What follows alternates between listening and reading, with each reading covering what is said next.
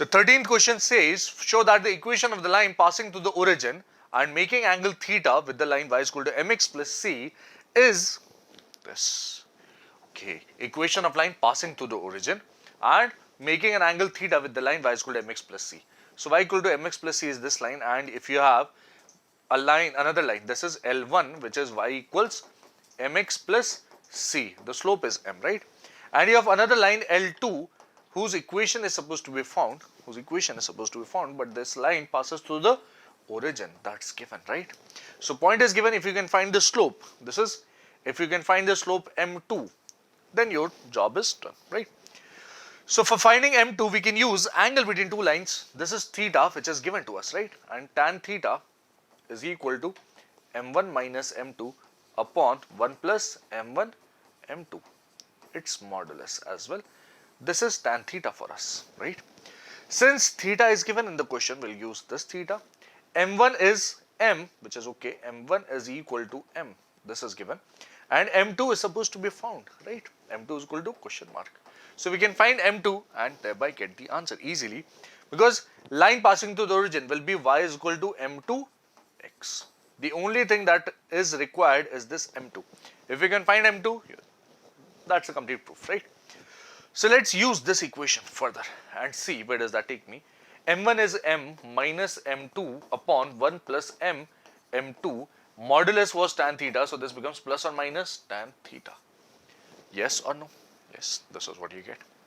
Okay, we are supposed to find m2 from here, and if you observe, for finding m2, let's bring this 1 plus m m2 over there and simplify.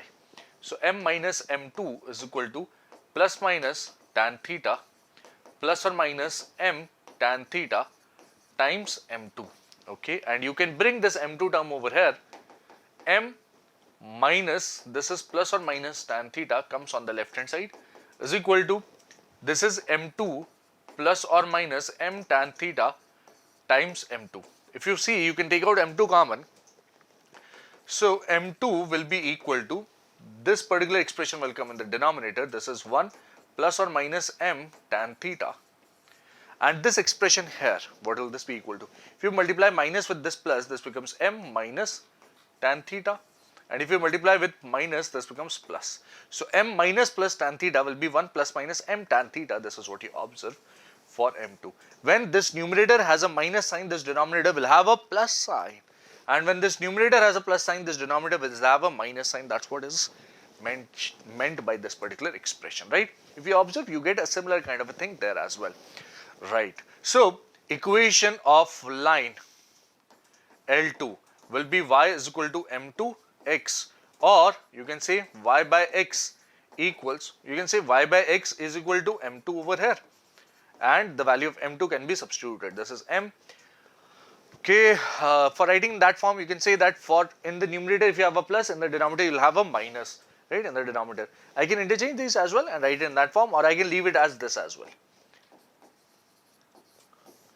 This is exactly same.